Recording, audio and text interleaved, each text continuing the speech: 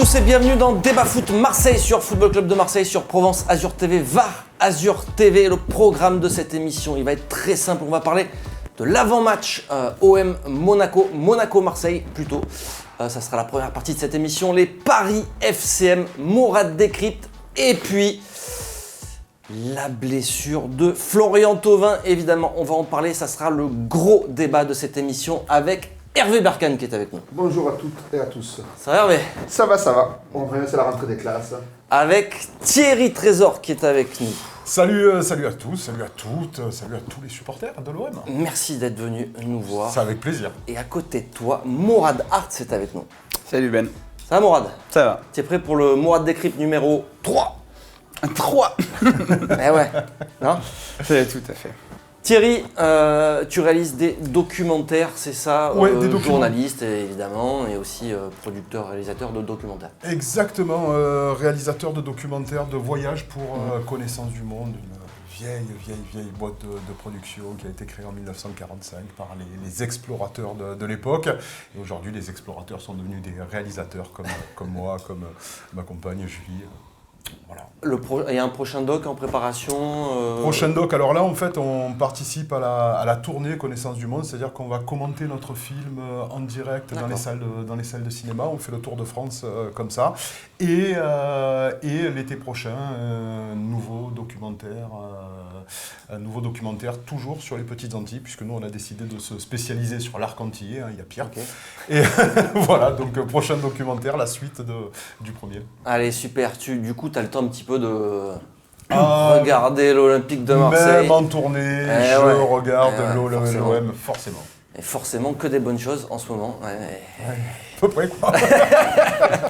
Allez, on va en parler tout de suite. Déjà, ça va être l'avant-match et c'est tout de suite. L'Olympique de Marseille qui affronte Monaco en déplacement. Un déplacement cadeau pour Mourad Arts qui va faire ce... Cadeau, ouais. Ah oui, c'est des déplacements plaisir. Ah, oui. Voilà. Limite, tu devrais me payer pour faire ce déplacement. Tout à fait. Je pense qu'on va y arriver pas longtemps. Quoi, pour aller manger des petits fours tu as dû le faire plusieurs fois, celui-là, j'imagine. Oui. C'est pas le pire. C'est pas le... C'est pas le pire. Bon, allez, on va parler football. Et puis, l'enjeu de ce match, on va commencer par ça. L'OM reste sur 2 victoires consécutives. Quel est l'enjeu de ce match? Pour essayer de prolonger ça, j'imagine. Le jeu est simple pour moi. Tu gagnes, tu pars sur une vraie dialectique, tu peux éventuellement bien lancer ta saison. Tu perds, tu es reparti de la crise. Donc, carrément la crise? Ah oui, moi oui, je pense. Parce que je pense que les supporters marseillais sont fatigués des montagnes russes. Donc ils veulent de la stabilité, de la constance. Ouais. Après le match nul, peut-être pour moi est peut-être le plus évident pour un match comme ça. Bon, Monaco, généralement, c'est pas le pire déplacement non plus pour les résultats, à l'exception de ce 6-1 dont on se rappelait tout à l'heure. Il faut effectivement poursuivre cette série. Oui, il faut poursuivre cette série pour engranger de la confiance, pour prendre des points forcément. Après, ça risque d'être compliqué parce que Monaco s'est bien renforcé avec les arrivées de Ben Yedder, Slimani. 58 autres joueurs. 58 autres joueurs. Après, je pense qu'il y a quand même un coup à faire là-bas parce que défensivement, ils sont quand même relativement mauvais, les Monégasques. Ils ont une grosse puissance offensive, mais défensivement, c'est compliqué pour eux. Quoi. La paire de centraux, c'est la paire. Moi, j'ai vu Monaco-Nîmes, il jouait à 3 derrière, il avait mis Jemerson sur le côté gauche, il me semble. À un moment, il avait mis au milieu de terrain défensif, il est nul partout maintenant, Jemerson. Glick, il est nul partout, il joue qu'en défense centrale et il prend plus un ballon de la tête, il est lent, en retard, je l'ai vu se faire martyriser par les mecs de Nîmes, donc défensivement, ils sont très très faibles, Monaco. C'est bizarre parce que je comprends même pas pourquoi Glick joue encore. En fait, il est cataclysmique, quoi. Il est vraiment ultra mauvais. Donc logiquement, il va être bon contre nous, vu que je viens de dire ça. Bon, il y a aussi le Sud-Américain. Là, Ah oui, ils viennent de prendre un Chilien, il me semble, ou un Uruguayen, je sais plus. Un truc comme ça. Je me suis un peu perdu. Mais est-ce que ça va pas être le premier... Finalement, ça va être le premier gros test ou pas pour l'OM? Parce qu'on l'a dit, il y a... Non, c'est pas un gros test. Je sais pas combien de changements dans cette équipe, on ne sait pas qui va jouer, non, mais c'est pas un gros test parce que Monaco, eux-mêmes. c'est une équipe qui... Et puis on la ramasse aussi, sur ce début de saison, ils sont... Monaco, ils savent pas ce qu'ils sont en fait, ils savent même pas si c'est une équipe de foot ou un club d'agents, quoi. Il y a 70 contrats, je crois, un truc du genre à Monaco, c'est le bordel, c'est même pas qui joue. Je crois que Keita Baldé, il est toujours sous contrat avec eux, le mec, il serait titulaire à l'OM, il est là-bas, je sais pas, la dernière fois, je l'ai vu en tribune, je me dis, putain, mais il est encore là, c'est tellement le bordel. Jovetic, tu sais même pas s'il est là, s'il est pas là. Et pour le moment, par contre, ce que j'avais vu quand j'avais vu Monaco-Nîmes, c'est que j'avais vu Slimani et Ben Yedder, qui sont deux excellents joueurs. Donc vraiment, c'est un gros bordel Monaco. Donc tu sais pas si ça va se construire, si ça va réussir à fonctionner. Fabregas devrait revenir, mais Fabregas, est-ce qu'il a été vraiment bon depuis qu'il est arrivé à Monaco? C'est vraiment le bordel, quoi, Monaco. Donc c'est pas une grosse équipe et ça va être un match intéressant. Mais... Je pense que ça va être un test pour la défense marseillaise. Aussi, ouais. Ouais, c'est vrai que ça peut être parce que... On va voir ce que vaut... face à deux bons attaquants. Face à deux bons attaquants, la paire Alvaro Camara. Je pense que ça va être un vrai test pour eux. C'est vrai parce qu'il y a plein de tests. Il y a le test physique parce que Slimani, il est embêtant physiquement. Tu as l'intelligence, le placement avec Ben Yedder qui se déplace vachement bien, qui est technique. Donc c'est vrai que ça va être... Parce que ces mecs-là, même si c'est le bordel, ils sont tellement bons que ils arrivent à jouer tout seul. Après, tu as Gelson Martins aussi sur le côté, qui est pas mal, même s'il gâche beaucoup. Enfin... Bon, après, face à l'OM, les équipes, elles trouvent aussi, de la motivation, même si c'est des joueurs... Oui, je pense. Parce qu'il y a des joueurs de standing dans cette équipe. Il y a de l'amour propre, je pense, tu as raison. Même si ça ne tourne pas pour l'instant. Mais on sait très bien qu'on a combien de fois... À 21h sur Canal+. Voilà, combien de fois on a réveillé les morts. Nous, on est spécialisés dans ça. Donc, sincèrement, moi, il faut pas partir en terrain conquis. C'est vrai, ils ont combien de points là? Ils ont pas fait beaucoup là. Ils ont 2-3 points, non? Ils ont fait un point contre Nîmes, je crois. Ils ont perdu à Strasbourg encore. Ils avaient perdu. Voilà. Je crois qu'ils ont. Donc, c'est vrai que tu te dis bon. Ils n'ont pas encore une victoire, Monaco. Et la dernière affiche dimanche, non, c'était Monaco, vendredi à 19e avec 2 petits points. Voilà, j'étais à 2 ou 3. Voilà. Donc, c'est vrai que tu te dis bon, tu vois le classement, tu dis bon, on va les rouiller, comme dirait Michel, des collègues. Mais, dédicace à Didier Bonzi là. Le truc, c'est que cette équipe de l'OM, elle n'a pas non plus beaucoup de garanties. Ça a gagné. Elle en a plus que Monaco, quoi. Elle en a plus que Monaco. On est plus compact. Voilà, je pense. Défensivement, on a trouvé quelques petites choses. Après, dans le jeu, ce qu'on a vu sur les 2 derniers matchs, même si ça se solde par 2 victoires, c'est pas non plus, tu vois... On n'a pas de marge. Je pense que Rongier va faire du bien au milieu de terrain. Il y a aussi Rongier... Je pense qu'il va être titulaire, là, donc. Allez, justement, c'est la bonne transition. On va passer à... Le dernier joueur qui avait été pas mal à Monaco, c'était Golovin, le Russe. Ils avaient beaucoup investi sur Golovin. Et la dernière fois, donc, lors de ce match, oui, c'est vrai que j'avais vu aussi Lyon-Monaco, Monaco-Lyon, mais bon, ce match-là, je sais pas si tu pouvais juger grand-chose de Monaco, parce qu'il y avait eu un carton rouge pour Fabregas au bout de 5 ou de 10 minutes, un truc comme ça. Ils en sont déjà à 2 ou 3 cartons rouges. Je crois qu'ils ont fait 3 cartons rouges d'affilée. C'était. Ça passe sur rien, quoi. Donc voilà, Golovin, il faudra s'en méfier, il est pas mal. Elle n'est pas équilibrée, cette équipe monégasque. C'est clair. Allez, on va donc passer à la compo probable de l'Olympique de Marseille. La défense, bon, a priori, pas de changement en défense. De toute façon... pour moi, excuse-moi de te couper, pour moi c'est simple, c'est la même équipe, mais tu enlèves Lopez et tu mets Rongier. Ah ouais, carrément? Pourquoi commencer à tout... On peut se poser des questions sur le duel Gelson Martins-Jordan Amavi. Ça peut faire des états. Oui, mais de toute façon, tu n'as pas remplaçant d'Amavi, donc pour moi, tu pars ça. Il y a toujours cette possibilité-là de faire glisser Hiroki Sakai à la place d'Amavi, redescendre Sarr. Ouais, mais là, tu pars d'un... Là, tu te retrouves emmerdé devant parce qu'il te manque... Non, moi, je pense que... Ce que j'ai dit, je pense que... Enfin, Villas-Boas, c'est un grand entraîneur, il n'attend pas après moi. Mais je pense que ça serait le plus logique. Et puis, pour être allé au stade contre Saint-Etienne, ce qu'il y a de bien, vous savez, au stade, la différence à la télé, c'est qu'on voit la tactique, la disposition des joueurs et savoir ceux qui se cachent ou pas sur un terrain. Et ceux, vraiment, ce qu'ils font. Et j'ai vu le petit Lopez, avec toute la volonté qu'il a, mais il a peur de jouer au ballon de l'avant. Mais il ne se cache pas. Non, il ne se cache pas. Mais par contre... c'est stérile ce qu'il fait. Ouais. Ça te casse pas les lignes, tout ça et tout. Là, on me dit que Rongier, c'est un casseur de lignes. Alors, je veux le voir. Ouais, mais est-ce que... Alors, voilà. Déjà, première question, est-ce que Rongier, on le met d'entrée? Ah bah oui. Oui, il n'y a pas de raison de ne pas le... Ah bah oui. En fait, cette équipe... d'entraînement collectif...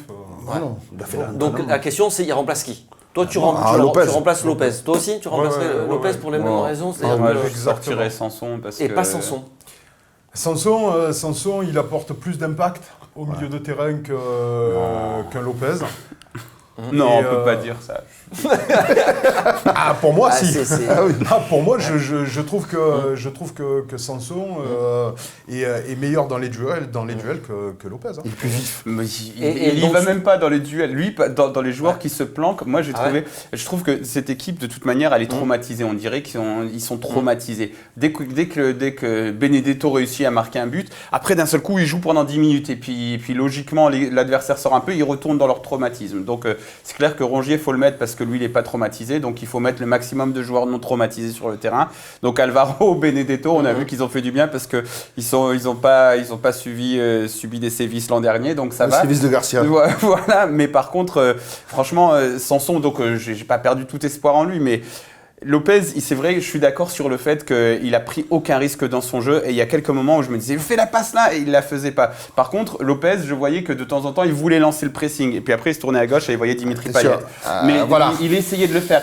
Lopez, de temps en temps, il a mis des taquets dégueulasses comme il fait de temps en temps, mais au moins au niveau de l'état d'esprit, il essaye d'impulser un truc. Après, il est traumatisé comme tous les autres par 2 ans de Garcia, il prend plus de risques, il fait plus rien. Sanson a fait une passe décisive, mais franchement, je me dis, je sais pas, moi Sanson, ça me... Après moi, dans la compo, tu sais, pour moi, le gros souci de l'OM cette année, moi je l'annonce, c'est est-ce que Payet ou pas va se réveiller? Parce que ce match de Saint-Etienne, j'en ai vu des interventions spectaculaires. Oui, mais ça fait 2 ans. Mais maintenant, il faut depuis le début de sa carrière qu'on se la pose. Il va se réveiller. Mais à un moment donné, il va falloir. L'autre jour, il sera pas réveillé. Villas-Boas, peut-être qu'un jour, il va devoir se poser la question que son jeu est stérile parce qu'il joue à 10. Et peut-être qu'un jour, il faudra le sortir de l'équipe. Ouais, mais déjà, tu viens de perdre Thauvin. Alors, je pense qu'un Payet, il lui faut un Thauvin. Mais là, Thauvin, il est parti. Parce qu'aujourd'hui, c'est un peu con là. Ça tombe mal. Non, mais ça tombe mal. Concrètement, c'est à peu près. Alors maintenant, tu as un peu Benedetto qui redescend, etc. Mais c'est un peu la seule valeur technique. Payet dans cette équipe. Et capable de donner cette passe, même s'il est moyen. Exactement. Mais c'est-à-dire que tu lui mets 2 joueurs dessus, tu n'as plus cette caution. Alors que si tu as un Thauvin de l'autre côté, tu es plus emmerdé pour marquer Payet. Et je pense que l'un sans l'autre, c'est compliqué. Alors, tu es en train de me dire que, étant donné qu'il faut Thauvin, donc ça veut dire que déjà quand il y avait Thauvin avec lui, c'était pas fringant. Alors s'il n'y a pas Thauvin, on le retrouve à la cave, le Payet. Oui, mais de facto. Un autre truc, parce que j'ai vu passer une stat là il n'y a pas longtemps, donc les fameux passes clés que Ben affectionne tant, donc Dimitri Payet est le joueur en Ligue 1, voilà, celle avant un tir. Donc en fait, le truc c'est que Dimitri Payet, en fait on en a fait des montagnes parce qu'à un moment il a atteint un niveau excellent avec Marcelo Bielsa et à West Ham pendant 2 ans. Mais en fait, donc le mec, ça fait 2 ans qu'il faut se rendre à l'évidence. En fait, plus maintenant, ça fait 3-4 ans. C'est juste un joueur qui fait un peu jouer les autres, qui défend pas, et qui après, comment il fait jouer les autres en faisant des passes clés, en faisant des passes sur corner, en faisant des passes un petit peu dans le jeu, mais il accélère plus, il défend plus, et que tu le mettes dans l'axe ou sur un côté. Eh ben, ses stats sont les mêmes, plus ou moins. Sauf, après, son état de forme dépend de temps en temps. Ses frappes, elles rentrent de temps en temps. Il tente des trucs, il est un peu moins traumatisé que d'autres. Mais voilà, sinon, parce qu'il y a tout ce débat aussi de dire oui, il faut remettre Payet dans l'axe. Moi, franchement, je suis d'accord avec toi sur le fait, arrêtons de construire notre équipe autour de Payet. Tu le mets, il fait quelques passes, c'est bien. Et puis, ça va pas aller en s'arrangeant parce qu'il a quand même 32 ans. Il va sur ses 33 ans. Non, alors attends, l'âge, pour moi, pour un joueur de ballon, c'est la motivation, c'est pas l'âge. Ouais, mais ça joue quand même. Et lui, il n'est pas motivé. Mais non, arrête. Tu as des mecs en Italie, ils jouent jusqu'à 40 ans, ils sont motivés. Voilà, et Pagis, il est venu jouer à nous, il avait 35 ans, il était phénoménal. D'accord, tout dépend de l'hygiène de vie. Voilà, remets le point là-dessus, l'hygiène de vie, la motivation. Oui, de la motivation, de ce que tu veux faire de ta carrière aussi. Alors, au niveau de l'attaque, Thauvin n'est pas là, ça sera le gros débat, donc on va ranger un petit peu ça de côté. Mais pour ce match-là, pour le remplacer, l'unique solution, c'est quoi? C'est Bounassa, on continue avec lui. Mais non, il y a Radonjic. Oui, il y a Radonjic, parce que il s'est chauffé un match international. Tu vois, peut-être qu'il faut aussi préparer maintenant, voir un peu plus loin. Du coup, avec l'absence longue durée de... Non, Voir un peu plus loin avec Radonjic. Il a marqué un but vicieux. Ou Germain. Moi, je suis pour relancer Radonjic, mais pas à Monaco en prime un dimanche à 21h, parce que là, ces dribbles ratés et tout, ils vont passer en boucle, on va encore le... Donc, je suis pour le relancer. C'est pour ta fierté de Marseillais, tu en as rien à foutre de lui. Ouais, et puis aussi, même pour lui, le joueur. Mais quand tu dis relancer, à aucun moment il a été lancé. Si, à l'Étoile Rouge de Belgrade. Match de préparation. C'est grâce à lui qu'on gagne Ligue 1, mais attends, quand même, respect, merde. Il fait des grands matchs. Non, mais c'est une véritable énigme, ce joueur. Ouais, le prix de ce joueur, surtout. Surtout pour le...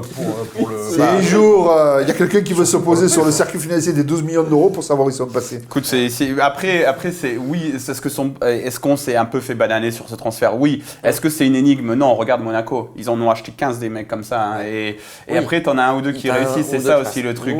C'est vrai que nous, on a misé que sur un joueur. Voilà, donc, si ça marche pas, t'as l'air... Ça se voit. Bon, on conclut cette compo. Benedetto en pointe. Ça va pas bouger. Et puis donc Payet côté gauche, ça bougera pas, donc ça sera la même compo avec Rongier très probablement, et on passe du coup au Paris à droite. Et Bounassar à droite ou Germain. Allez, on passe tout de suite au Paris FCM avec notre partenaire Unibet.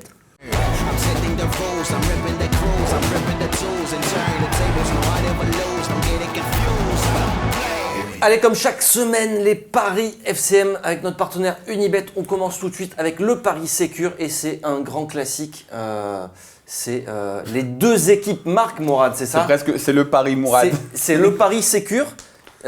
Depuis le début de la saison, il passe pas trop, mais là l'OM s'est mis à marquer et Monaco, vu qu'ils sont nuls derrière, l'OM a des chances de marquer. Et vu que Monaco a des beaux joueurs devant, ils ont des chances de marquer. Donc je pense que il y a des bonnes chances qu'il passe celui-là. Comme c'est un pari Sécure, c'est une petite cote, c'est 1,55. Vous validez pour vous, ça reste un pari Sécure ou pas? Donc si tu mets 1000 euros, tu gagnes 1550 euros. N'incite pas les gens à mettre 1000 euros sur ce pari. Surtout vu notre taux de réussite au pari. 5 euros plutôt. Mais 10. Voilà, et tu peux le cumuler avec un autre pari si tu vas à la rigueur pour faire gonfler la cote. Ça te paraît, face à Monaco, on a dit que Oui, ça paraît sécure. Ça paraît sécure. Il y avait un autre pari aussi sécure, c'était le but de Benedetto. Forcément, la cote est plus belle. La cote est à 3,15. C'est une belle cote parce qu'on sait que c'est que lui qui va marquer les buts. Il reste plus que lui. Aujourd'hui, il reste plus que lui. Oui, mais justement, c'est ça. T'enlèves Thauvin et ses 20 buts par an. Vous allez voir, c'est l'instant Madame Irma, la caméra, regarde-moi. Valère Germain va marquer à Monaco sur une passe de Benedetto. Ça serait beau, ça. C'était le pari fou, pas ça? Non. C'était le pari n'importe quoi. C'était l'instant Madame Irma. Alors, le pari fou, Monaco mène à la mi-temps. Et c'est l'Olympique de Marseille qui gagne le match. Et là, on a une cote à 23. Alors le but, c'est de trouver des grosses cotes un petit peu sur quelque chose qui est réalisable. Alors pourquoi je me suis dit que c'est réalisable? Parce que j'ai vu Monaco mener 2-0 et se faire reprendre 2-2 dans les dernières minutes. Donc je me suis dit, pourquoi pas? C'est quelque chose de faisable. Après, bon, c'est... bon, voilà quoi. Faut pas mettre 1000 euros là, encore une fois. Je le rejoins. 23 000 euros si tu les mets. Ouais. je rejoins Mourad parce que le sens tactique, et je l'ai vu travailler Villas-Boas, c'est intéressant. Je pense que c'est un coach qui peut renverser des situations avec son coaching. Voilà. Et je pense que Monaco peut se renverser tout seul. Oui, voilà, plus, ouais. C'est un coaching. Un carton rouge de Glick et c'est parti, quoi. Alors, on passe au combiné du week-end. Et là, ça concerne les concurrents. Les concurrents de l'Olympique de Marseille encore. Les concurrents présumés. Présumés. On a 2 points de la première place, je vous signale, messieurs. 2 points de la première place. On joue le titre. Lille-Angers, match nul. La cote est à 3,35. Donc Lille-Angers. Amiens-Lyon. Avec une victoire de Lyon, la cote est à 1,76. Puis Montpellier-Nice et une victoire de Nice à 4,30. La cote boostée est à 25,35 au total. as quand même mis une victoire de Nice à l'extérieur. Pourquoi ? Parce que Nice est une équipe très chiante qui fait vraiment chier les autres équipes. Genre Rennes, qui faisait un excellent début de saison, ils sont partis gagner là-bas. Ils ont 3 victoires, il me semble, 3 petites victoires. Montpellier, c'est pas non plus une équipe qui prend le jeu à son compte, donc ils vont être un peu dans la panade face à Nice. Ils vont devoir faire le jeu. Et j'imagine bien Nice aller chercher une victoire 1-0 ou 2-1, un truc comme ça, tu vois. J'imagine bien. Ça te paraît Nice aller battre Montpellier chez eux Montpellier chez eux, d'autant que Montpellier reste sur une victoire face à Lyon. Mais qu'ils ont perdu derrière, à Nantes. Ouais. Mais je sais pas, ça me paraît compliqué parce que Montpellier aussi est une équipe très chiante à jouer. Et en plus, c'est costaud derrière. Et devant, la paire Delors... Laborde, ça fonctionne aussi, ça. Marche très bien. Face à une défense un peu jeune de Nice. Là-dedans, il y a d'autres résultats qui te... je valide. Moi. Toi, tu valides. Allez, un peu de folie. Avec cette victoire, Lyon se déplace à Amiens. Voilà. Et Lille-Angers, parce que Angers fait un très bon début de saison aussi. Et Lille, c'est un début de saison mitigé. Lille-Angers, je rebondis là-dessus. Tu as mis un match nul par contre. Ouais, parce que Angers fait un très bon début de saison et que Lille a fait un début de saison assez mitigé. Que ça va pas être facile. Ouais, sauf que Lille, ça envoie quand même des buts. Hein. Ouais, mais la semaine d'après, il y a la Ligue des Champions qui commence. Tu penses que ça peut jouer ça ? Dans la tête des joueurs, sûrement. Et puis on a joué les codes sûrs les dernières fois et puis on n'a rien fait. Donc là maintenant on prend des risques. Allez, on prend des risques. C'est la fin des paris et on passe à Mourad Décrypte numéro 3. Ça parle de quoi, Mourad ? De la patience des supporters. Allez, c'est tout de suite.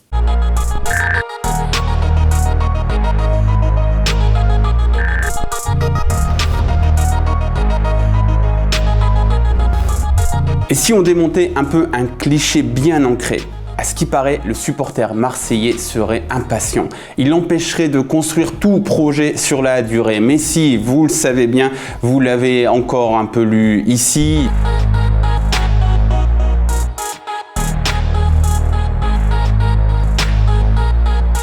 Là.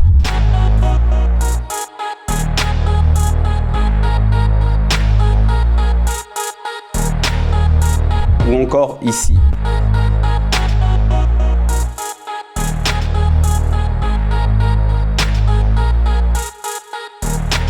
Alors jetons un œil sur les faits depuis l'arrivée de cette nouvelle direction. Les supporters n'ont-ils par exemple pas été patients lorsque Garcia a enchaîné les raclés ? En moins de 3 ans, il a enchaîné plus de défaites par 3 buts d'écart que tous ses prédécesseurs réunis sur les 9 années précédentes. Et dans le tas, il y en a des historiques comme la défaite 6-1 à Monaco ou encore la fessée 1-5 à Paris. Est-ce que ça a crié après la défaite inaugurale de l'OM Champions Project, le 1-5 à Paris ? Non, les supporters ont continué à supporter cette équipe et à attendre des avancées lors des mercatos suivants. Le mercato, justement, c'est là où on leur a offert du rêve pour être patient.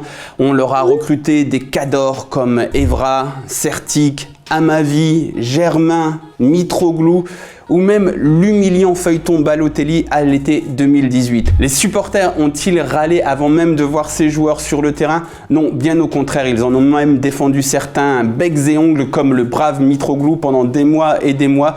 Ils ont même accueilli chaleureusement Balotelli en janvier 2019 malgré sa volte-face l'été précédente. Encore une fois, ont-ils été impatients ? On dirait pas trop. Et là, je parle des supporters qui ne vont pas forcément au stade tous les week-ends. Mais si l'on parle de ceux-là, des supporters qui vont au stade tous les week-ends, alors là, ça se complique. On a augmenté le prix des places et des abonnements en Jambouin et Gannet. On a coupé la tête des Yankees. On a enchaîné les huis clos préventifs et autres sanctions contre les autres groupes. Et est-ce que ça a été la guerre au stade Vélodrome ? Même pas. Même pas la saison dernière lorsque le club a demandé à ses supporters l'union sacrée parce que l'on jouait toujours à la 3e place. Et est-ce que les supporters ont joué le jeu ? Eh bien oui, jusqu'à cette humiliante défaite de plus contre Lyon à domicile où ça a un peu grondé et encore ça a un peu grondé. Est-ce que ça a été la guerre ? Ça a été la guerre à partir de la 80e minute. Est-ce que les supporters sont impatients ? Un petit bémol tout de même pour Ricardo Carvalho, cité en début de cette vidéo. Lui, comme André Villas-Boas, ne sont pas responsables de la situation actuelle, mais il faut tout de même qu'ils la prennent en compte dans leur analyse et leur approche du club parce que oui, les supporters sont à cran. Mais les autres joueurs, dirigeants et autres commentateurs divers doivent arrêter d'appeler à la patience du supporter marseillais. Patients, ils l'ont été. En fait, s'ils sont à cran actuellement, c'est le résultat d'un projet à long terme lors duquel ils ont été extrêmement patients et avalé beaucoup de couleuvres. Leur demander plus de patience, c'est leur demander de la soumission et pas autre chose. Voilà messieurs, c'était Mourad Décrypte, épisode 3. C'est vrai qu'on a connu des supporters marseillais un peu plus impatients que ça. Il y a des années, c'était autre chose. Moi sincèrement, je veux te dire Mourad, ta chronique, sincèrement c'est le top.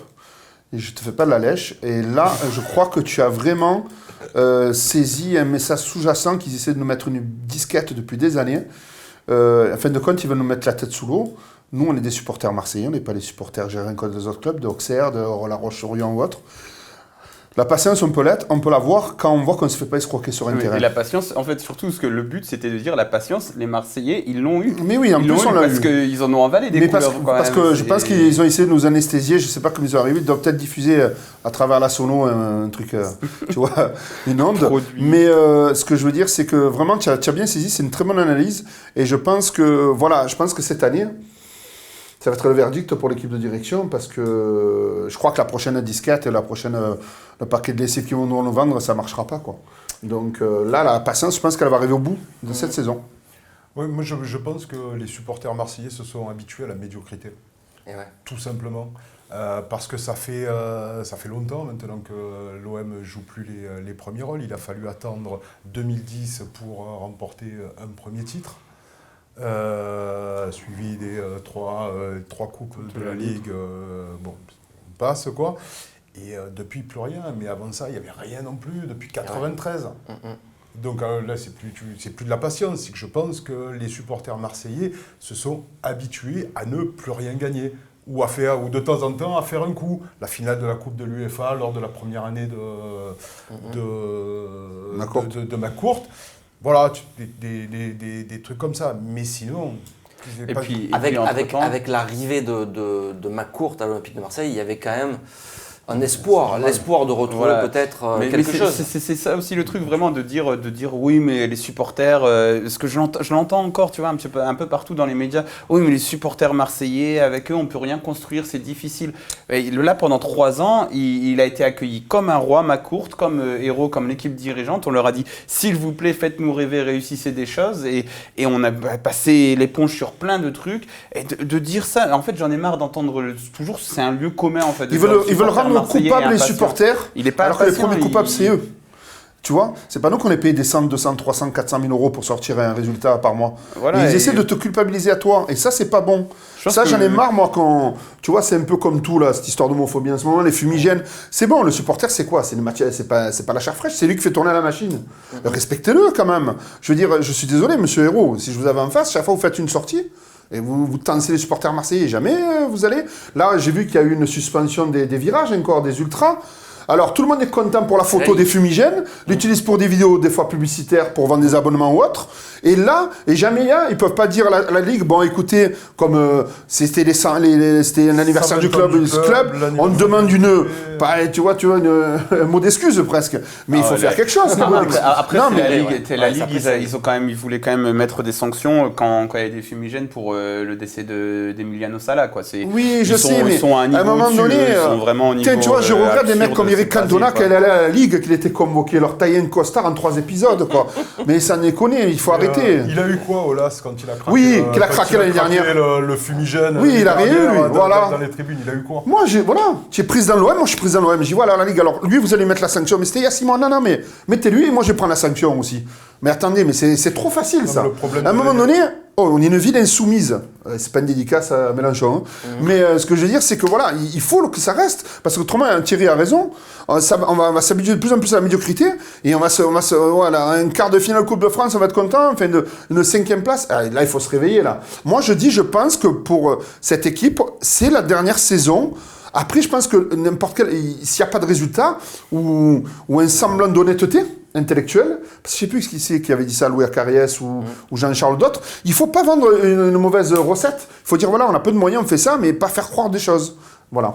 Allez messieurs, on va savoir, tu voulais rajouter un petit truc ? Ouais, je pense que cette saison-là, c'est une saison vraiment charnière pour l'Olympique de Marseille, sous McCourt. Soit tu attrapes la Ligue des Champions l'année prochaine et tu vas pouvoir construire quelque chose, parce que je pense que le duo Villas-Boas et Zubizarreta à la manœuvre, ça tient la route avec peu de moyens. Il te ramène Alvaro qui pour l'instant est très bon, il te ramène Benedetto qui pour l'instant est bon, et il te ramène Rongier qui est quand même une valeur sûre du championnat, et tout ça avec très peu de moyens. Donc je pense que s'ils ont des moyens avec les nouveaux droits télé qui vont arriver, si tu te qualifies pour la Ligue des Champions, je pense qu'on va pouvoir construire quelque chose. Maintenant, si tu passes encore à travers cette saison, c'est mort. Et ça va être compliqué, sans Thauvin, ça va être l'objet de notre gros débat, mais on va se quitter sur Provence Azur TV et VAR Azur TV. Le gros débat, c'est sur la chaîne YouTube de Football Club de Marseille, c'est tout de suite. Et oui, la grosse information cette semaine, c'est pas une bonne info pour l'Olympique de Marseille, c'est pas une bonne info pour le Villas-Boas, c'est la blessure de Florian Thauvin. Ouais, voilà, je vais te dire médicalement, je comprends pas. Non, mais et puis on n'a vraiment pas de cul. Voilà. Non, mais c'est vrai. Tu loupes Rongier au mercato, machin, dans les dernières minutes. Tu l'engages comme joker. Ouais. Et derrière, tu as ton meilleur joueur qui se pète et qui est absent pour 3 ou 4 mois. Tu n'as vraiment pas de cul. Ouais. Est-ce que c'est pas la vie qui te donne une leçon, là ? Surtout. Ou est-ce que c'est pas un peu d'organisation dont tu manques, parce que quand tu te dis que le mec il est blessé depuis 4 ou 5 mois, que tu essayes de le vendre, que après t'arrives pas à concrétiser un deal. Mais c'est pour ça qu'on l'a pas vendu peut-être. Un deal avant la clôture du mercato normal, pour après pouvoir avoir un autre joker, un truc. Il y a quand même beaucoup de trucs où tu te dis. C'est pas que de la chance. Ouais, c'est pas que de la malchance. Non, il n'y a pas que de la malchance, mais il y a quand même une part de malchance, quoi. Tu t'attends pas à ce que Thauvin se fasse opérer alors qu'il rentre contre Saint-Étienne. Le supporter, non. Ouais. Mais ceux qui sont au club. Alors juste à mon avis, ils ont dû serrer les fesses en se disant. On rentre dans le débat Rongier, juste pour éclaircir pour les gens qui nous regardent. À mon avis, ils ont dû lire aussi comme nous tous les détails. Florian Thauvin en fait se blesse à la cheville au mois d'avril. Février, je crois même. Au mois d'avril. Ensuite, il rejoue en fin de saison quelques matchs et il se reblesse le 14 juillet face aux Glasgow Rangers. Et là, son disponibilité elle est donc de plusieurs semaines, voire 1 mois et demi, 2 mois. Il rejoue le 1er septembre. On pense effectivement que sa saison est lancée. Villas-Boas l'attend comme jamais, Cristiano Ronaldo. Il dit qu'avec lui, on va pouvoir enfin avoir notre vrai système de jeu, tout ça. Et là, on apprend hier, il va finalement devoir se faire opérer et il va être absent 4 mois jusqu'à la trêve. Et entre-temps, tu vires le médecin. Voilà, j'en venais là. Est-ce que tout ça, c'est pas en corrélation, cette histoire ? Je pense un petit peu. Je pense qu'il doit y avoir un truc. Est-ce qu'ils n'ont pas poussé Thauvin à rejouer et lui, il n'était pas d'accord ? Parce que là, il a rejoué alors qu'il n'était pas à 100%. On est d'accord ? Je sais pas, peut-être. Est-ce que ça vient pas de là, l'histoire ? C'est quand même le médecin de l'équipe de France, champion du monde. C'est pas un pizzaiolo, le mec, quand même. Faut arrêter, je veux dire. Moi, je pense qu'il doit avoir une grosse patate là-dessus. Ils lui ont pas mis sur le dos le mauvais diagnostic, parce que, en fait, là, clairement, toi, tu le prends dans l'envers. Tu te dis qu'il y a un truc, il y a une erreur dans le diagnostic, parce que. Oui, pourquoi tu le fais rejouer alors ? Là. Mais parce que je pense que les mecs. Il se fait pas opérer en avril dernier. Voilà, aussi, en plus. Ou cet été. Cet été, après Glasgow. Non, mais tout est lié, justement, parce que tu voulais le vendre. Tout le protocole clairement, est mauvais. Parce que vendre, tu pouvais pas le vendre, les gens ils devaient le savoir qu'il était blessé. C'est pour ça qu'ils n'ont pas voulu l'acheter aussi. Ouais, je sais pas si c'est une blessure. Enfin, je sais pas trop comment elle est détectable. Après, je suis pas un expert médical, donc je sais pas. Mais je pense que tu te dis bon, on va essayer de camoufler un petit peu ça, essayer de le vendre un petit peu. Après, il se blesse un petit peu. Est-ce que tu vois le scénario ? Alors là, on est dans du. Je sais que t'aimes bien ça, les théories du complot et tout. Good Doctor, Dr House. On est là-dedans. Est-ce que les mecs se disent pas bon, ok, on va aller piano avec Thauvin. On essaye toujours de le ménager, voir un petit peu s'il y a une offre qui vient, s'il y a pas une offre qui vient. Lui aussi devait se dire ça dans son coin, et au final, le mercato se termine, il sent qu'il a toujours mal, il se dit bon bah c'est bon, maintenant je me fais opérer et puis c'est plus mon problème, quoi. Ça ressemble un peu à un truc comme ça, et puis aussi peut-être que le médecin lui a vraiment dit oui, tu dois pouvoir rejouer, c'est un truc bénin, et qu'au final il se rend compte c'est peut-être pas bénin. Non mais lui il a mal, quand même il se rend compte s'il a mal ou pas. En tout cas c'est encore le bordel, quoi. Ça, alors qu'on ne parte pas dans tous les sens, qu'on reprenne juste le débat sur Rongier. Effectivement, quand tu connais en interne, le supporter, lui, ne le connaît pas, n'a pas toutes ces informations-là. Mais l'Olympique de Marseille, eux, ils ont quand même des informations sur l'état de santé de Florent Thauvin. Est-ce que tu prends le risque de faire Rongier en joker le lendemain du mercato? Est-ce que c'est pas une faute grave, ça aussi? Parce qu'à l'Olympique de Marseille, on licencie beaucoup de monde pour des fautes graves, mais est-ce que ça, c'est pas une vraie faute grave? C'est une faute, gouverner, c'est prévoir, et là, il n'y a rien qui a été prévu, quoi. Mais moi, alors je savais, maintenant je peux vous le dire, le transfert est passé. Je savais que Keita, il allait foutre un bordel. Keita, pardon. Il allait foutre le bordel parce que la première approche entre lui et Hérault, c'est très, très, très, très mal passé. Parce que, je vais vous donner, il en demandait 25. Et l'OM est arrivé avec une offre à 11. Il a dit, vous me prenez pour qui? Il me manquait de respect. C'est parti de là. Et je savais que jusqu'au dernier moment, et presque ça allait capoter. Et en fin de compte, vous vous rendez compte que c'est un truc de fou. Réfléchissez, personne. Ils ont payé 2 millions de plus pour 12 heures de délai. Apparemment, Hérault a dit... Non, c'est la flûte. J'ai relu, il n'a pas dit que c'était faux. Il a dit, je ne sais pas trop à quoi ça correspond. Je sais pas à quoi ça correspond. Donc ça veut dire que tu te rends compte, comme mise à l'amende, là, mais c'est la plus belle, le plus beau deal du monde. Oh, tu vois, toi, n'importe quel club qui a fait ça pour 12 heures ou 18 heures de délai, faire payer 2 bars, ça fait combien l'heure là-haut? C'est un truc de fou. Ou alors, ça veut dire qu'ils étaient très mal informés sur l'état de santé de Thauvin, qu'ils pensaient vraiment qu'il était... non, j'y crois pas, c'est un médecin de l'équipe de France. Non, mais pourquoi tu le fais? Non, de faire Rongier... Mais je pense aussi que même Thauvin, je pense qu'il voulait jouer. Je pense qu'il voulait... Il y a la volonté du joueur, il a raison aussi. Je pense qu'il voulait jouer, et là, il s'aperçoit que il a toujours cette gêne à la cheville, il ne va pas être efficace, etc. Si le seul moyen, c'est l'opération, le joueur aussi s'y résout.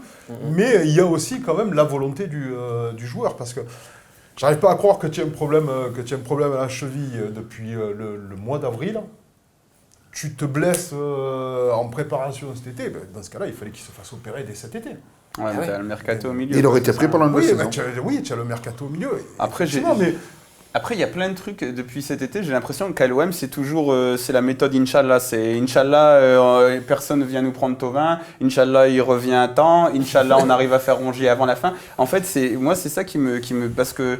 Ouais, je sais pas. Comme tu dis, peut-être qu'elle a la volonté, peut-être aussi que Thauvin se disait oui, je vais pouvoir revenir, quoi. Mais c'était un peu Inch'Allah, quoi. C'était un petit peu, allez, on lui met un peu une escalope de veau, ça va peut-être repartir. On est dans une méthode Inch'Allah. Il faut se souvenir quand même du début de Hérault qui arrive avec méthodique. Là, méthodique, ton joueur majeur se blesse. Après la fin du mercato, tu recrutes un joker avec des pénalités, des trucs. Souviens-toi ce qu'il disait sur le mercato qui vient de se terminer là. Oui, on va changer de tactique, on va miser sur des jeunes.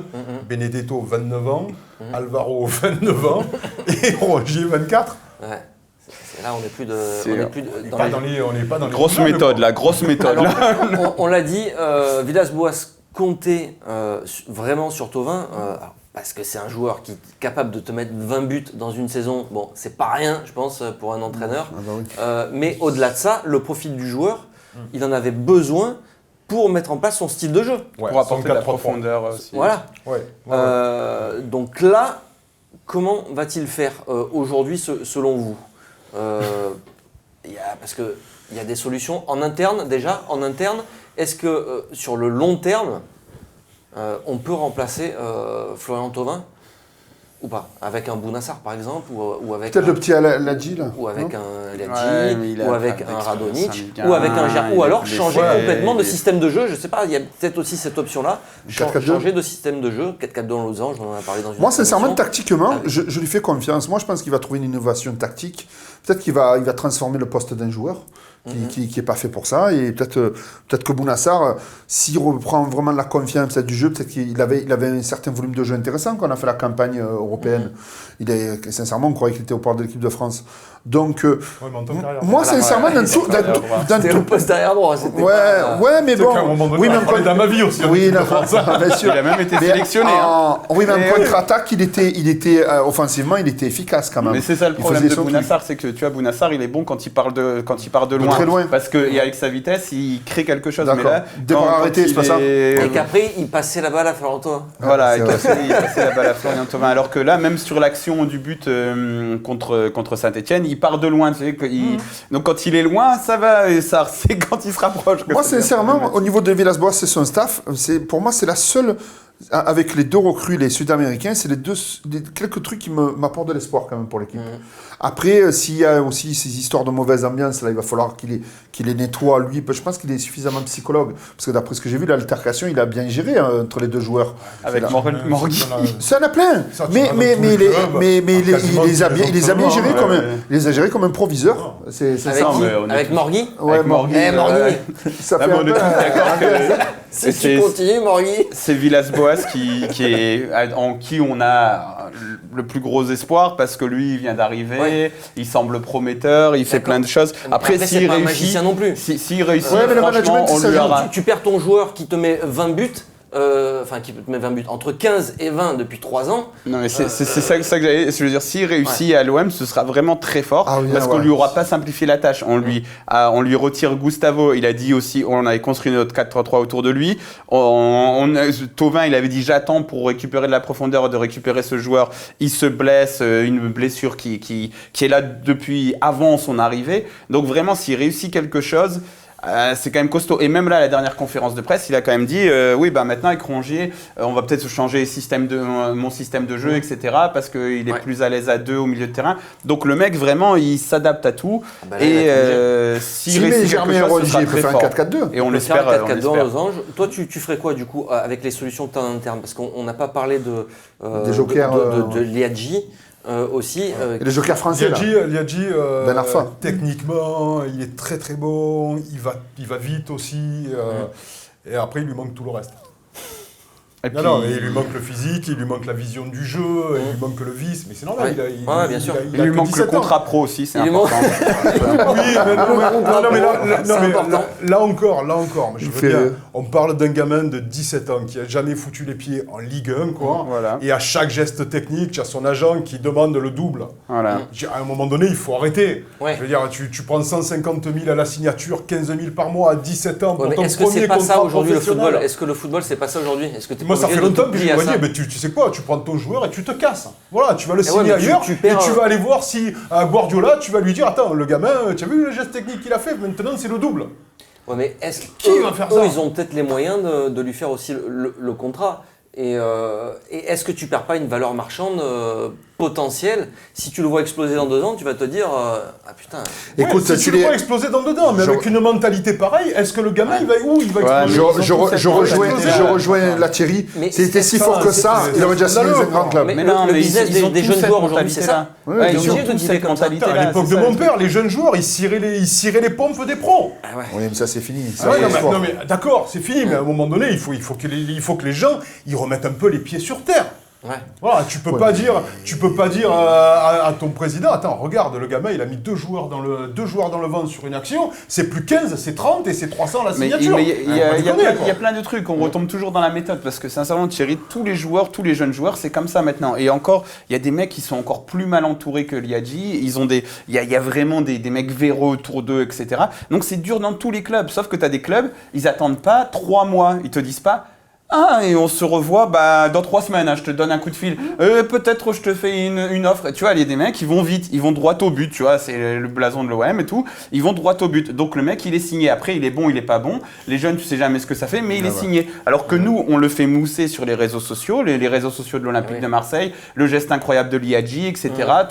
Et il commence à, en plus. C'est vrai que ça, c'est une erreur de com. L'OM a fait ça. Et c'est une erreur de com. Sur Twitter, à chaque geste technique, tu mets 8 ans à finir n'importe. C'est une erreur de com, parce qu'ils ont mis en position de force son agent. Et surtout aussi, tu mets 50 ans à finir n'importe quelle négociation. Il aura 65 ans, Liadji, quand on aura fini la négociation. Juste pour finir sur Liadji, si il a un contrat pro, il pouvait faire toute la préparation en jouant peut-être plus de matchs en intégralité. Non, il était un peu blessé aussi. Et aujourd'hui, tu connaîtrais son vrai niveau. Et tu pour éventuellement te dire si en allez, préparation, si tu peux... tu connais, Radonjic, il a cartonné. Là, il a 0, il a rien là. Alors, on va zapper la solution interne et on va parler de la solution externe qui existe toujours. C'est recruter un joueur libre. Non, attends, la solution interne dont tu as oublié, Vas-y. c'est Valère Germain peut-être. Parce que c'est changer de système. Oui, et pas forcément. Oui, soit changer de système, pourquoi pas un espèce de 4-4-2 machin, ou alors aussi peut-être le faire jouer à droite. Valère Germain, ici, il va faire les efforts. Il est intelligent dans ses appels, donc après c'est sûr que c'est pas lui qui va t'apporter de la profondeur, mais bon, il a ses. À Monaco, il le faisait souvent de jouer à droite. Je me rappelle plein d'actions. Pas souvent, mais ça lui est arrivé. Et puis là, il est clairement en position d'échec au poste d'avant-centre. Oui, mais si tu construis quelque chose, il manque de la vitesse. Oui, c'est sûr.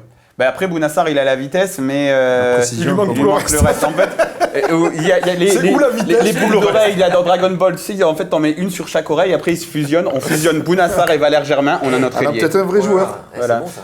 Demandez au dieu, tu sais, le dieu vert là dans Dragon Ball. Lui, non, c'est Planète Kaio et tout. Non, jamais été fan, moi. Je suis plutôt comics. Alors, la solution du joueur libre, vous y croyez ou pas? Ça fait rêver. Alors, non, je vais changer de question. C'est est-ce qu'il faut à tout prix prendre un joueur pour remplacer Thauvin sur les 4, 5, 6 mois peut-être? Ça dépend du joueur que tu prends. Je pense effectivement, à un Ben Arfa. C'est le bordel, Thierry. Attends. Le bordel, ça l'est déjà. Ça va être compliqué. Mais si tu prends un Ben Arfa, tu lui fais un contrat de 1 an plus 1 an en option. Pourquoi pas? Parce que quand Thauvin revient, tu peux très bien le faire basculer à gauche aussi. Et ça te met Payet en concurrence avec... Là, on a des gros travailleurs après sur la feuille de match. En plus, comme je le sais, après, il le disait souvent. Il y a lui et il n'y a personne. Jérémy Ménez, mon Dieu, c'est pire. Ménez, c'est la cotorep. du bois. C'est cotorep du cerveau. Mais ce que je veux dire, c'est... Ben Arfa à 32 piges, sans déconner. Ben Arfa, il ne s'est pas calmé, ce petit, il est toujours fada, il est toujours pareil. Faut arrêter. Il va arriver dans le vestiaire, il va dire: oh, Payet, combien tu as gagné de titres? Moi j'en ai 14. Et ça va partir d'entrée. Parce qu'il fait ça aux joueurs. Et puis il faut voir son niveau sur le terrain aussi, parce qu'on a a vu ses fulgurances, mais à Rennes. Le kilos aussi en trop. À Rennes, il avait de quoi. Il a foutu tout en air. À Rennes, il y a aussi beaucoup de supporters qui disaient: putain, il fout rien du tout, Ben Arfa, quoi. Il en a énervé aussi plus d'un. Après, de temps en temps, il a toujours ses fulgurances où tu te dis: qu'il aille à MLS, qu'il aille à des pays du Qatar, et c'est bon. Et puis, je souhaite le meilleur pour lui, mais après, tu ne recherches pas un travailleur, de toute façon, que ce soit sur le côté droit ou sur le côté gauche. Alors, faisait la folie, il faisait essayer Gourcuff. Tu avais un Thauvin qui lui, assumait aussi certaines tâches défensives. De moins en moins, de moins en moins, c'est vrai. De moins en moins, c'est vrai. Mais alors, Ben Arfa, un mot sur Ben Arfa, moi. Ça y est, il n'y en a pas, j'ai rien à rajouter de plus. T'es pour, t'en veux ou t'en veux pas? Non, je ne fais pas Ben Arfa. Tu vas, en plus, avec nos talents de négociateurs hors pair, on va lui mettre 300 millions d'euros sur 6 ans, jusqu'à ses 40 ans. On va expliquer, faire des grands PowerPoint pour dire champion de France avec le PSG et tout. Non, ça va être catastrophique. Et en plus, le mec, il est difficile à gérer. Il est pas super bon. Après, j'adore Ben Arfa. Il a la même gueule que mon cousin et tout. Il a le même cerveau. Il me fait penser à lui. Je l'aime bien. J'ai vraiment de l'affection pour Ben Arfa. J'ai grandi avec Ben Arfa, tu vois. Comme beaucoup de monde. Tu le regardes, mon cousin est un peu plus intelligent, mais vraiment, tu vois, j'ai l'impression que c'est un mec que, tu vois, il est dans le foot depuis 10 ans, tu sais qu'il a ce talent, c'est une personnalité et tout, mais qu'est-ce que tu vas le ramener à l'OM? Il va faire n'importe quoi. Il faut pas recruter quelqu'un. Non, t'as qu'à faire le mec, et puis 20 minutes je sais pas s'il ferait plus n'importe quoi que ce qui est fait actuellement. Parce que Bounassar, au moins, il est dit. Tu as des entraîneurs qui ont été durs avec lui. Oui, mais demain, attends, demain, on dit il y a Bounassar, machin. Ok, demain, Bounassar, il prend 4 matchs de suspension, ou il se blesse lui aussi, tu fais quoi? Tu as qui derrière? Ouais, mais après. Tu vas mettre Lopez à droite? Est-ce que ça vaut le coup d'aller chercher Ben Arfa pour 2 ans, la charge salariale que ça va représenter, la charge mentale? Tu vas pas lui filer 500 000 euros, le mec il est à la cave, il est libre. Qui sait? Non, mais attends, le mec il est à la cave, il est libre. On n'est pas à l'abri. Si tu lui fais un petit contrat à 200, ça passe. Je suis pas sûr que ce soit ce qu'il recherche. On n'est pas à l'abri de lui filer beaucoup plus. Moi, franchement, et puis on n'est pas à l'abri aussi qu'ils foutent le bordel au niveau. Et oui, il va foutre le bordel dans le vestiaire. Au niveau tactique et tout, dans le vestiaire, je sais pas. Non, ça sert à rien. Il y a quand même, je veux pas dire, mais pour le bordel dans le vestiaire, tu as quand même, j'ai l'impression, un Villas-Boas qui gère relativement bien son effectif. C'est vrai. Ouais, je trouve qu'il a mis tout le monde au diapason. Et je vois pas en quoi, non mais, un mec comme Benarfa, il va se foutre le bordel. Ce sera au niveau de... Tu vois, t'as un Payet qui fait pas les efforts défensifs. Ok, à la limite, l'équipe, ça peut dans sa globalité... se crisper entre les deux joueurs sur le terrain. Les deux là, je la vois de suite arriver la brouille. Même généralement, l'équipe, dans sa globalité, elle peut accepter de dire ok, c'est Payet, tout ça. Et puis après, t'as Benarfa, si tu as Payet et Benarfa sur le terrain, t'en as deux qui font pas les efforts. Au bout d'un moment, tu prends un but, 2 buts, tu commences à t'énerver, tu dis... Tu vois, à la limite, Payet, tu t'es habitué à l'accepter, mais là, tu vas voir les deux, tu vas te dire oh c'est moi qui cours pour eux, je cours pour combien moi maintenant, donc ça va commencer à t'énerver et après eux deux ils vont commencer. Ouais, tu vois, t'as aussi au niveau, t'as un équilibre mental quoi à avoir dans l'équipe quoi, et j'ai peur que... Effectivement, sur le repli défensif, c'est des joueurs sur lesquels tu peux pas compter, mais c'est des joueurs qui ont une qualité technique et qui, sur un geste, peuvent te faire basculer un match. Sur un geste, peuvent te mettre le bon ballon dans la surface pour un Benedetto, etc. etc. Et à un moment donné, il faut aussi, au niveau du collectif, accepter ça. Je veux dire, à l'époque, à la grande époque de l'OM, les Waddle, les Papin et les Pelé, c'était pas des monstres en repli défensif, quoi. Mais par contre, toute l'équipe derrière défendait et jouait pour eux. Ouais, mais regarde, tu parles de Waddle. En fait, il y a aussi ce truc aussi de se dire, tu vois, c'est Waddle, Pelé, c'est des mecs d'un autre niveau, sans commune mesure avec Payet et Benarfa. Alors, je te prends les joueurs actuels. Tu vois le repli défensif de Neymar au PSG, tu vois le repli défensif de Mbappé. Ça me fait mal, mais pareil, au niveau de la comparaison, et Neymar et Mbappé, c'est 8 crans au-dessus de Payet et Benarfa. Donc tu peux accepter que ces mecs-là, ils fassent pas les efforts parce qu'ils font gagner les matchs. Ils font gagner. Payet et Benarfa. Payet, il t'en a fait gagner des matchs. La saison où tu vas en finale de l'Europa League, il t'en a fait gagner des matchs. Il y a 18 mois, voilà. Oui, d'accord, il y a 18 mois. Maintenant, je pense que le problème de l'Olympique de Marseille, c'est pas forcément la ligne d'attaque, c'est plutôt le milieu de terrain qui n'a pas encore trouvé sa complémentarité. Ouais, tu as raison. Ce que j'ai vu au match de Saint-Etienne. Les mecs, ça n'attaque pas ensemble, ça ne défend pas ensemble.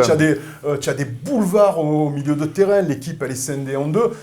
Je pense que le véritable problème, il est là. Et quand tu vas avoir cette ossature défensive et un milieu de terrain plus compact et une équipe qui joue plus compact, je pense que tu auras moins besoin du repli défensif d'un Payet ou du mec à droite. Voilà, allez messieurs, juste un dernier mot. Terminer, les derniers mots, t'en dis beaucoup. Pour revenir sur le milieu de terrain, c'est vrai aussi, et tu as l'impression qu'en fait, Villas-Boas, on lui a enlevé Gustavo, Thauvin, il est enlevé de force. En fait, on lui a pas donné les profils qu'il recherchait, on lui a pas, mis à part Benedetto et Alvaro, après le reste, on voit que l'effectif, il se raccourcit à chaque jour qui passe. Et il n'y a pas de solution de rechange en fait. Et c'est ça qui craint quoi, parce que tu ne sais pas comment créer quelque chose. Alors pour terminer le débat sur Thauvin, il y a une autre problématique, c'est la cote de Florian Thauvin, qui est quand même un actif important du club. Je vous rappelle qu'il y a 2 ans, on était capable. Si une offre de 80 millions arrivait sur la table, on l'a refusé. Oui, mais regarde. Aujourd'hui, Florian Thauvin, juste pour être précis, il est sous contrat jusqu'en 2021. Il ne va pas jouer la moitié quasiment de cette saison-là. Donc à la fin de la saison prochaine, il ne restera plus qu'1 an de contrat. La cote de Florian Thauvin, elle risque d'en prendre un sacré coup aussi. Là oui,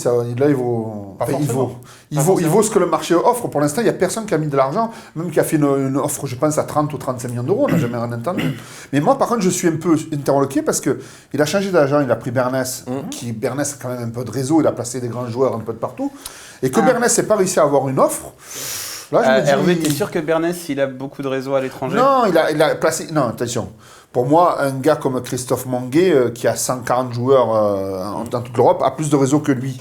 Mais quand même, il a placé quelques joueurs dans des grands clubs. Un minimum, je pensais que il allait pouvoir le placer.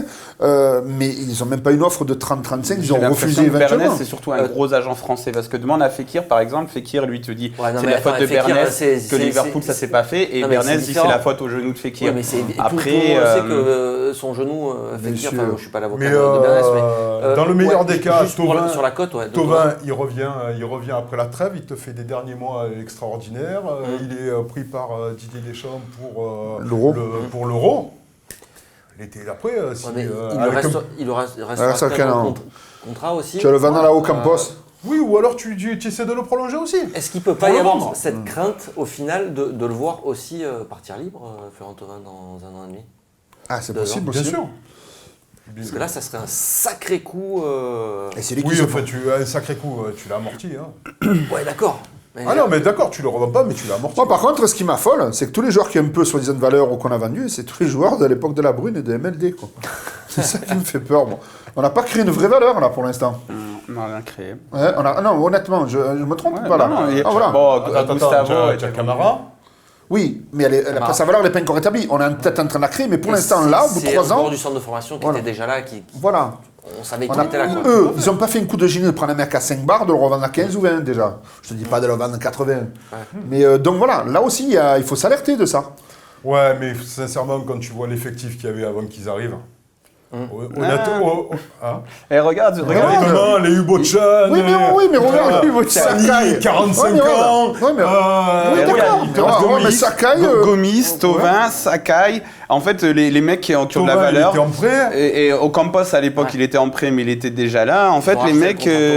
Lopez, c'est cette année-là où tu le lances. Vainqueur, est-ce que c'était pire que beaucoup de joueurs qu'on a eu par la suite? Tu vois, en fait, l'effectif qu'ils ont eu... Il y avait Zambo. Zambo, voilà. 33 000, 33 000. Ah, mais Zambo, c'est des Labrunes, pareil. Oui, non, mais d'accord. Mais ce que je veux dire, la nouvelle magistrature n'a pas créé de valeur ajoutée. On va dire ça. Elle n'a pas créé de valeur ajoutée sur le fond de la valeur des joueurs. Allez, messieurs, on est obligé de s'arrêter là. Sinon, Mourad va galérer en post-prod. Et ouais, ça s'appelle la post-production de Mourad Arts. Allez, merci Mourad. Merci Thierry. Merci. Tu reviens quand tu veux. C'était vraiment un plaisir de t'avoir avec nous. On rappelle... Connaissance du monde, on tourne avec Julie Mauduit et le film Les Petites Antilles, cœur battant. Super. Merci beaucoup également à toi Hervé. Tu reviens. Merci à vous, c'est toujours un plaisir. Centurion, l'homme de Centurion Agency. Tout à fait. Ouais, on prépare peut-être un nouveau truc, je vous en parlerai. Allez, super. Merci à tous. Bientôt 30 000 abonnés sur YouTube et on vous offrira un maillot avec Jean-Charles. Merci. Allez, ciao, ciao.